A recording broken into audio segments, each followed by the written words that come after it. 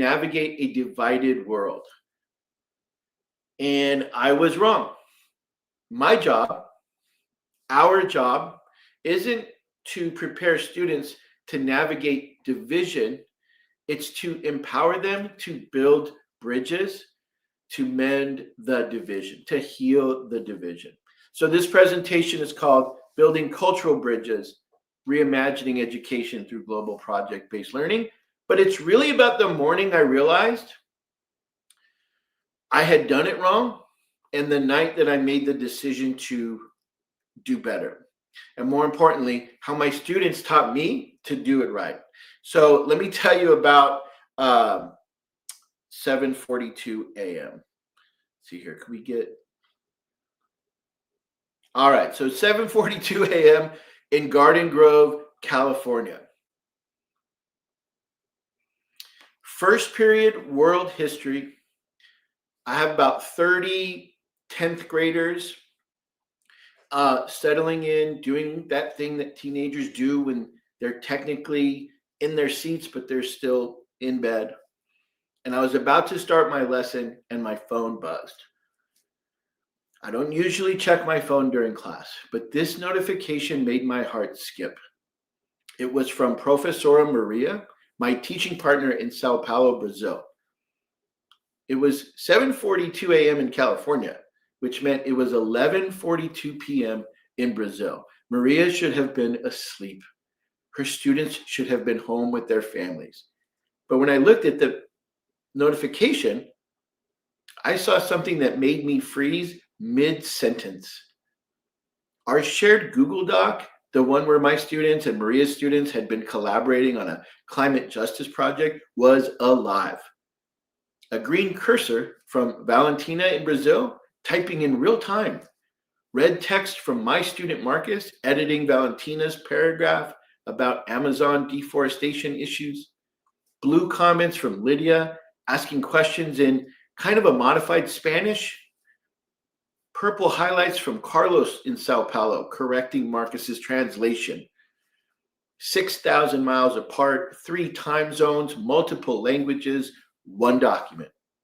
And it was our shared mission to save our planet. Now, Jaden is a kid who usually slept through first period with his hood up, and he was staring at me. And he said, "Hey, Mr. Silva, why do you look like you just saw a ghost?" And I told him the truth, because I'm seeing the opposite of a ghost. I'm seeing education come alive. I turned my laptop toward the class and I pulled up the document. I said, "Do you see this right here? Right now, while you're complaining about being tired, your project partners in Brazil are staying up past midnight to work with you."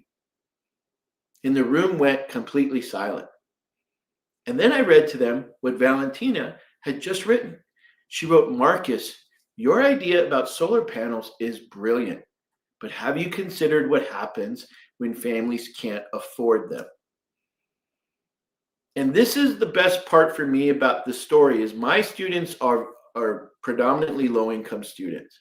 And those of you who have done project-based learning before, I think that there's a difference in the benefits as we walk through the benefits. When students with very limited resources are working with students with very limited resources, they're different in their innovation. There's a different need and urgency, which makes this such a great experience for me. Marcus is a kid who told me the week before, nobody cares about my opinions. But he pulled out his phone and he started typing on the Google Doc. And he wrote in broken Spanish, "Valentina, what if we got businesses to sponsor solar panels for one family? And then that one family teaches their neighbors how they work."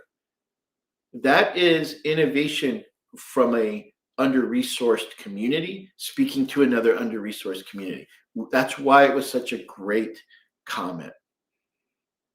Then Valentina's response appeared. Perfecto. My cousin works for an environmental group here in Brazil. I can ask her. Next, something magical happened with Lydia, who was the one who also speaks some Spanish. She raised her hand and asked if she could call her grandmother in Mexico because her grandmother knew about solar panels. Jaden reveals now that his mom works for the electric company and talked about solar incentives and wanted to find out how they happen in other countries. So in 5 minutes, my class transformed into this multinational problem-solving group. And then they start arguing. Well, not arguing, they start engaging in a passionate debate about the best way to make renewable energy accessible to low-income families. And here's the thing nobody reminds us anymore about teaching. Teaching is fun. Being around kids is fun. Their energy, their humor, the way they see the world is a gift. And watching Marcus realize that Valentina cares about the same things he cares about, even though she's in a different hemisphere, speaks in different languages, and faces some different challenges. Watching them discover their differences are part of being a strong collaborator instead of obstacles, man, that was awesome. That moment when a kid stops seeing a quote unquote student in Brazil and starts seeing my partner, my collaborator, my teammate in Brazil. And that's what education should be. So it hits me. These weren't just my students anymore. They were global citizens. They weren't just learning about the world, they were actively attempting to change it. And for the first time in 20 years of teaching, education wasn't happening to my students, it was happening with my students. But here's the thing. My transformation didn't happen overnight. And it didn't start at 7:42 a.m. in Garden Grove. It started with a moment I'm not proud of, a moment where I realized I'd been failing students for 2 decades without even knowing it. It started with a student named Lynn and a paper that she wrote that broke my heart because it showed me that no matter where a child lives, they deserve to have their voice matter. And I'd been teaching in a way that told Lynn that her voice didn't. All right, here we go.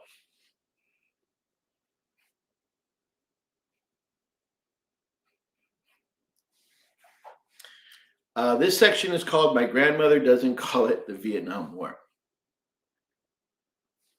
Oh, sorry. 2 years before that morning, I was teaching the Vietnam War unit. Half my students were children of Vietnamese refugees. This is Garden Grove, California. And I'm standing there holding a U.S. history textbook that told their families stories like footnotes in America's narrative. And Lucy played the beginning of the TED Talk where I talk about this. What that talk doesn't cover is the fact that I had assigned a research paper. It was very straightforward, right? Analyze the causes of the Vietnam War using, and here's a term I really want to emphasize today, using reliable sources. Lynn turned in 5 pages, standard stuff, military strategies, casualty statistics, American foreign policy objectives, everything I'd asked for, properly cited from the textbook and academic databases. But at the bottom, almost hidden, like she was ashamed of it, she added one single paragraph. It said, "My grandmother doesn't call it the Vietnam War. She calls it the war against America." She said the textbook makes it sound like America was helping, but she remembers the bombs. She said I should write about that, but I don't think that's what you want for this assignment. Lynn had been in my classroom for 2 years, carrying her grandmother's lived experience of the war we were studying, but she didn't believe it counted as a reliable source. Her family's truth was like a hidden footnote in her education. That night, I sat at my kitchen table staring at that paper, and I asked myself a question that would change everything. What if students didn't have to choose between their heritage and their education? What if they could use both to learn about the world? The doubt wasn't just about my teaching methods, it was deeper. How many other Lins are sitting in classrooms across America, editing themselves out of their own learning? How many brilliant perspectives were we losing because we taught students to value textbook voices over their own family histories? And here's the uncomfortable truth. I had been doing this for 20 years. 20 years of teaching students to cite reliable sources while ignoring the most reliable sources sitting right in front of me, their own family's experiences. So that night, I did something that terrified me. I threw out the pacing guide.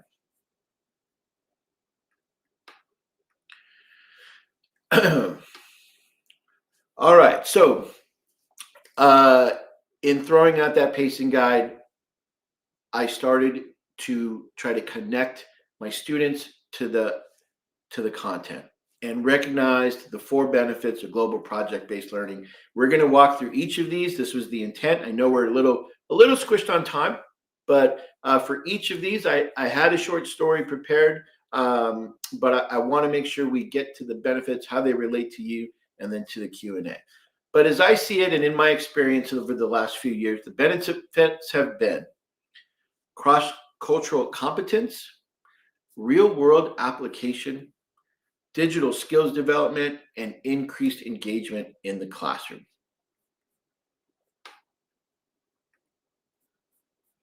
So let's look at the first one here.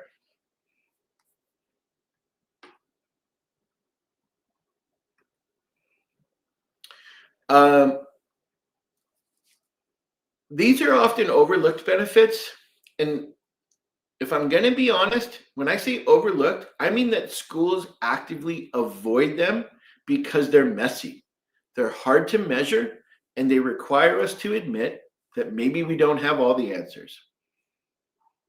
The first benefit is what researchers call cross-cultural competence. But let me show you what that actually looks like, because it's not some abstract soft skill. Standing in front of Lynn's class, the same class where she had hidden her grandmother's truth, I took a deep breath and said something I've never said before. I don't have the curriculum right for this topic yet, but I want to learn how to do it better. Will you help me? My students were trained to consume information, not create it. They were trained to be taught, not take the role of the teacher for their teacher. So I continued and I considered partnering with the class in Vietnam and having the different perspectives be told back and forth on Zoom calls. Lynn was floored to find out that her grandmother's story would be an integral part of this assignment. And this kind of project changed everything.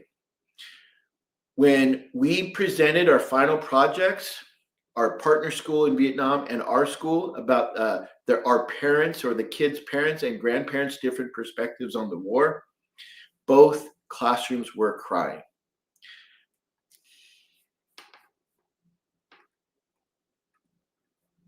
Not because the stories were sad, although some were. They were crying because they finally understood that history isn't just a collection of facts. It's like a tapestry of human experiences, and every thread matters. Now, the research backs this up. Mansilla and Jackson work on global competence shows it's critical for 21st century education. But here's what that research paper doesn't quite capture. Students developing what some people call empathetic expertise. Not just empathy, but empathetic expertise, the ability to understand complex global issues through the lens of human relationships, not through abstract policy. So in the TED Talk, you're going to see me say, we don't need another generation trained merely to compete. We need a generation trained to collaborate and connect. And this is what I meant. Global project-based learning creates listeners, Not the polite, waiting for your turn to talk kind, but the real kind. The kind who hears someone 6,000 miles away and think, your grandmother's story changes how I understand my own history. And why do schools overlook this? Well, we're busy teaching students to compete on standardized tests, to teach them how to collaborate across cultures. We measure what's easy to grade, not what matters for their future. And yes, part of connecting is empathy, but empathy doesn't show up on state assessments. But here's the beautiful part. When students develop cross-cultural competence, they don't just become better global citizens, they become better human beings.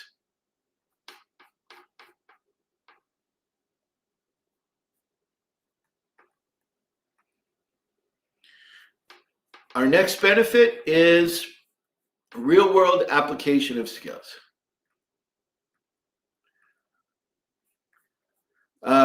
Remember Marcus from my opening story, the solar panel genius whose partner called his idea brilliant? Let me tell you what happened before that moment. Marcus was the kid who sat in the back of the room with this hoodie on. I had to bug him to take his headphones out. And motivational pep talks didn't work, and parent conferences didn't work. But being seen for having a good idea by someone from another country, Marcus looked at me that day with his eyes wide open. He felt recognized. And he felt like there are people, maybe not what he saw as his classmates or people in his neighborhood, but there are people in this world who care about the same things he cares about.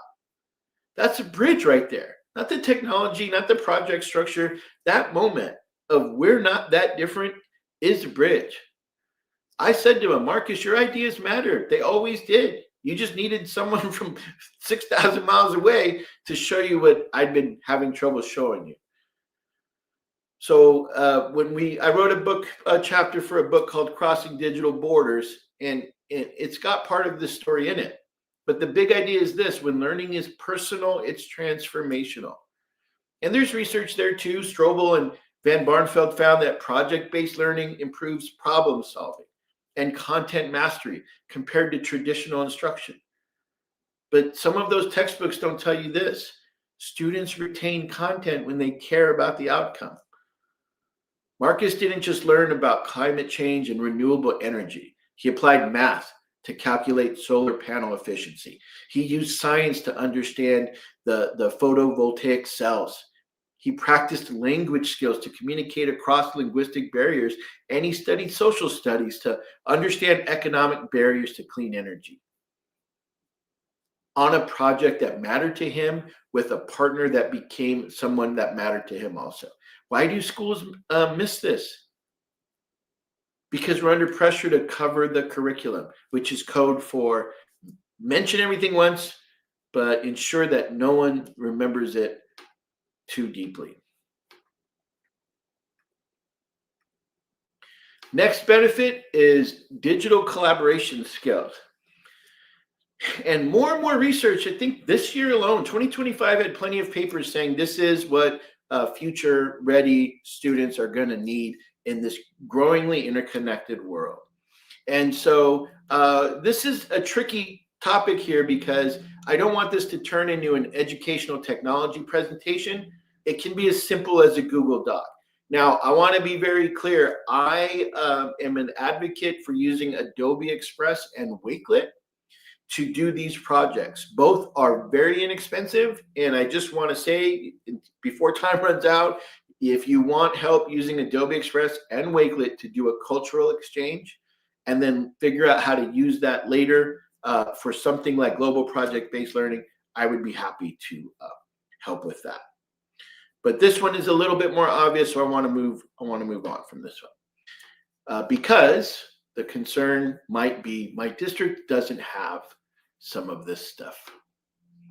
And I can appreciate that. I worked with a school in the Philippines, an elementary school. They had one laptop with one camera. So you might have to adjust your timeline to maybe a little longer because maybe your partner school doesn't have one-to-one computers, and it might take them time to film their videos and upload their videos. Also, we want to lower our expectations for the quality of things that are being produced, because remember, the connection is more important than the technology and the video editing. Although I have found with high school students in many countries, their ability to edit videos on their phone is pretty darn spectacular. Give them a chance, and then again, have them teach you how they're editing.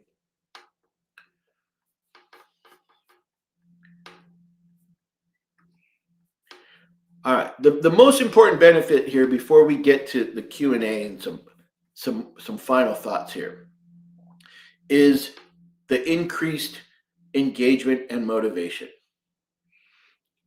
Plenty of studies over time, including very recently, on project-based learning by itself. The studies aren't all global project-based learning, although I cite Dr. Carolyn Ferguson in my TED Talk.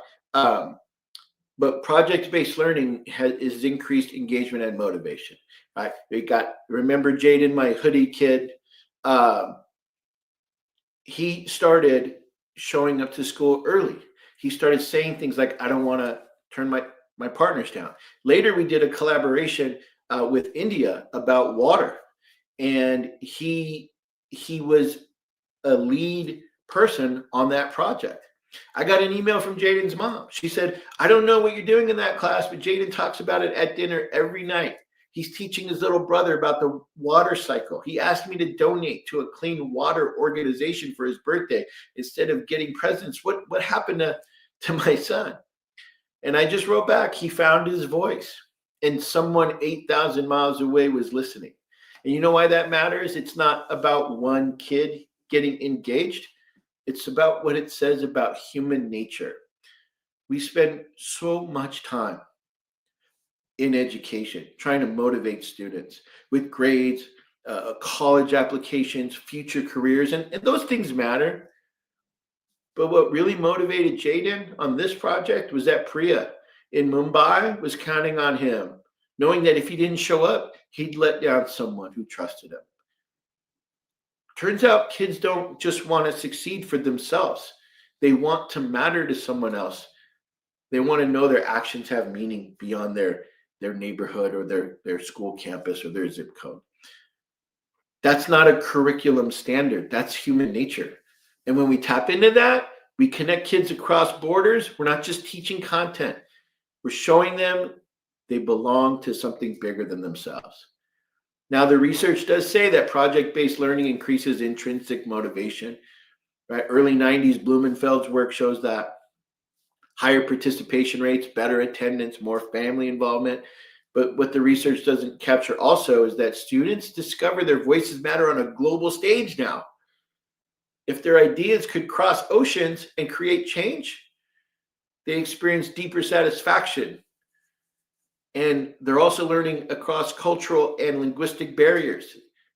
It's hard to hate somebody from a country that you've partnered with.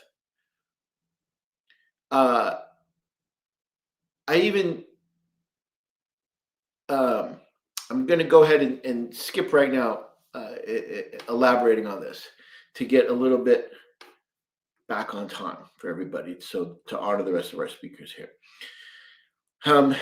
Big ideas, students don't just study the world, they help reshape it. They like stories about heroes, but here in any of the other countries that celebrate Halloween, how many kids dress up as a hero? They do that because they want to be heroes also. And if you give them the opportunity, they will take it. They may not show it right away, but they will take it. The TED Talk ends on the note that our kids are ready. Every child deserves a moment where they realize their voice matters, and this moment changes everything. So, what can we do to help them, give them what they need? I think we need to connect their home stories with the content as best we can, and that means knowing the kids in front of us and being able to respond to that.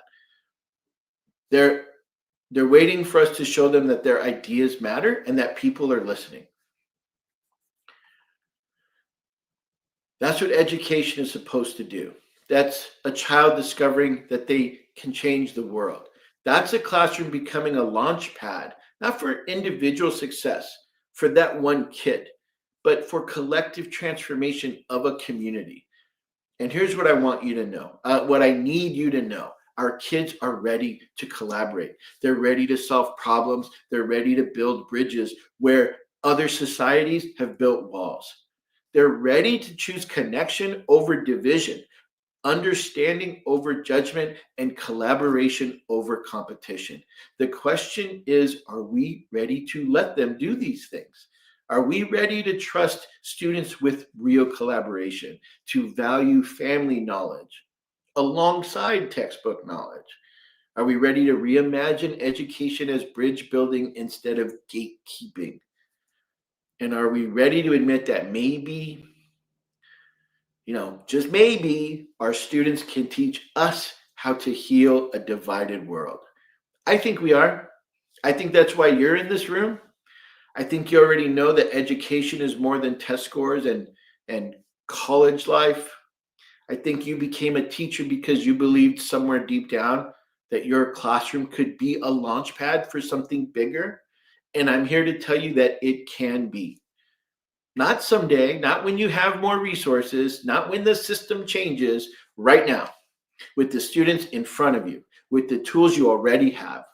So let's talk about how. All right, some of the barriers to getting this done. Let's get to the real stuff here. Okay, so some of you are thinking that sounds great, but we don't have all kinds of things. And I hear you, I see you, and I want you to know that I've been there also. I've been the teacher spending my own money on supplies, and had an administrator say, hey, that sounds great, but we need to focus on test preparation. I felt like the system was working against some of my innovations. And I'm not going to stand here and tell you there's no barriers. There are real ones, painful ones. But I'm also not going to let those barriers steal the possibility of what could happen for your students. Because I believe every child deserves to experience connection across cultures, no matter their zip code, no matter their school's resources, no matter their circumstances. That's not naive optimism. That's a commitment. So let me address some of these barriers. Okay. Number one is technology access. Here's something you can do. Okay. Start with one shared class device for just video calls. If they have to write out or type out that some of their correspondence and you take an image of that or a picture of it and you post that, then post a picture of something written if they don't all have access to something. But have one device where you're doing that and it tracks and gets organized. Partner with a library, a community center that has community access. Apply for grants. Have the students take turns. Have them use their phone if they can. Okay. Next is a teacher's preparation for doing something like this, because most teacher preparation programs don't teach international collaboration. Mine didn't. But there's great organizations, especially like the sponsors of this and Actionable Innovations and Lucy and the Digital Citizenship Institute. Okay. There are groups of people who want to help with this. This conference is full of people who are willing to help. Let's reach out. Let's use some of the resources that you'll get as part of this. The last part is the willingness of the adult in the room to not be the expert. Okay. You're going to have to give up some control. And then, so solutions would be start small, ask one shared question, get the hang of it, meet some people, and reach out to a lot of the resources that are being provided here over the last couple of days. Here's a little quick checklist that I highly recommend. And then we'll get to start the Q&A, and then as time runs out, we'll just have the time run out. Identify a partner or network group that likes to connect people. Set goals for the project. I would say set small goals. Align it with your curriculum. So when you talk to your administrator about it, you're saying, hey, this lines up A, B, and C. Choose what tools you want to collaborate with. I recommend Adobe Express and Wakelet, okay? But it could just be a Google Doc. It could be Book Creator. And if you're not sure, just message me through Instagram and I will help you, okay? I'd be happy to help you. All right. Quick Q&A here. We anticipated the questions, so unfortunately, it won't be as generic or authentic as what was here, but it's often the same questions, folks. Who are we kidding, right? One, what if I don't speak another language as a teacher? Neither do I, okay? My high school Spanish got me through basic conversations. Google Translate or other online translation tools are good enough. More importantly, it teaches students that you don't need to be fluent to connect. You need to be willing to try. And you need to be willing to make mistakes and to learn together. It's actually a very powerful model for them to see. If I connected repeatedly with Vietnam and the Philippines and Brazil. Okay, I don't speak any of those languages. Okay, but we did our best and it meant a lot. And you learn over time. And then you get help from the other group. Maybe they help with the translations. Everything ends up being presented, though, bilingually. How do I find time to plan an international project on top of everything else? Well, you're not adding to your curriculum. You're transforming how you deliver what you already teach. Climate justice can hit earth science and government. Okay, I didn't teach more content. I made the content matter more. Start with 1 unit per year and making that your unit. If you start at the beginning of the year, make it a second semester unit. Plan it over time, execute it, and then once you've gotten through that process and you have a workflow, you can apply that to an earlier unit, or over summer, you can do a first semester unit. What if students don't have internet at home? Make it work during class time. Use asynchronous collaboration where students contribute during the day when they have access. Partner with your library. The project will move slower, but first time through, that's okay. Slow and meaningful beats fast and forgotten every time. How do I convince my administration? Lead with standards alignment. Show them exactly which state standards each project addresses. Bring data. I can share engagement metrics, attendance improvements, test score data, but honestly, sometimes you have to pilot it small and show success with your class and give data about your kids showing engagement and attendance and all of that. And let those results speak. Administrators respond to evidence and alignment. What if it fails? What if the students don't engage? This is the what if they're just not into you question. Well, then you learn and you iterate. My first international project was a disaster. The time zone difference was chaos. Final product was mediocre. But I learned what worked. Second project was better. The third project was transformational. You don't have to be perfect. You have to be willing to try. And honestly, students are more forgiving of authentic attempts than we give them credit for. So I want to wrap up here by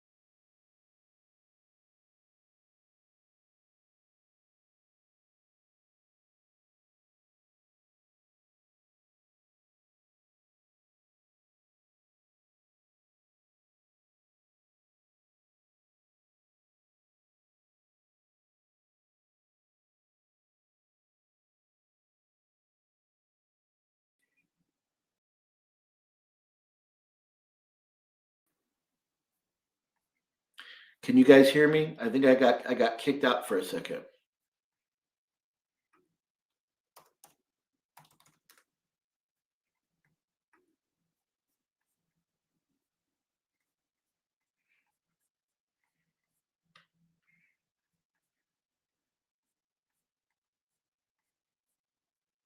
How's it going? Yes, you're still here. Okay, sorry, I got kicked out, so my computer went crazy. So You're still live. Is there anything else you want to share with us, Alfredo, before we wrap no, up? I just want to thank you for the opportunity to connect with the people here and to putting this conference together. It has been a incredible year to be able to talk about these things, and I just want to say thank you for everything you're doing to put this together. Thanks. We had a couple of comments. Let me see if I can put them up on the stage. Let's see if they're showing up here.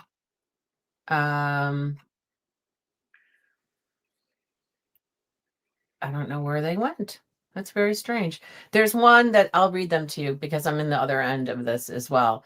Dawn mentioned, she said, I agree with you. I really focused on giving students voice, power with versus power over, and listening to students. And then she suggests that you might be interested in a book called Bridging Cultures, Multiculturalism, Social Integration, Intergroup Relations and Education in the Canadian Context. Thank you for that. I'm presenting later with the Canadian, Jane G from Green Bay Studios. It looks like she's the author of the book. Her name's Dawn Courage Popatia. I'm not sure how to pronounce her name. It was written in the 90s, and it talks about immigrant and refugee youth. And then, and in the book, she says they discussed topics of the study and their own school experiences and perspectives in their own languages. So her name's Dawn Courage and Popatia. And she's you can find her in the directory of attendees if you want. Thank you. Okay.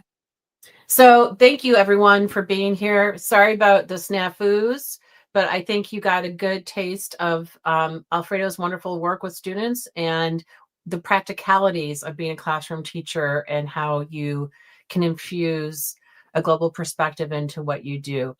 The recording will be up shortly. And Alfredo, we really appreciate your time. And there's a whole set of other sessions starting at the top of the hour. So jump into session rooms or onto featured presentation stage 1 for our next set. Okay. Thanks, Alfredo. Have a good day. I appreciate your time. Talk to you soon. Bye-bye.